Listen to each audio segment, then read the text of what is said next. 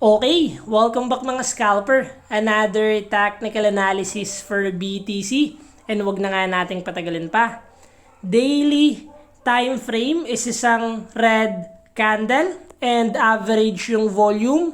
Masyadong crucial yung area ng BTC currently dahil approaching siya ng support area natin.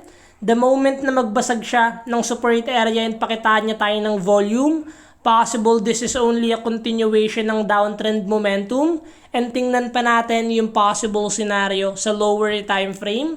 So BTC is nag-create na siya ng first higher low.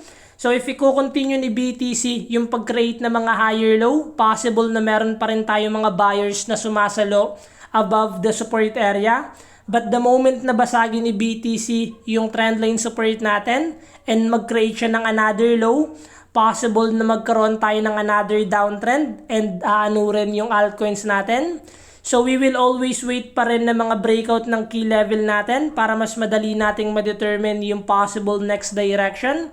Kung dito ba sa breakout ng support area natin to continue yung downtrend, and the moment naman na mag-create siya ng mga higher low, recovery phase, and possible na meron pa ring mga buyers na sumasalo.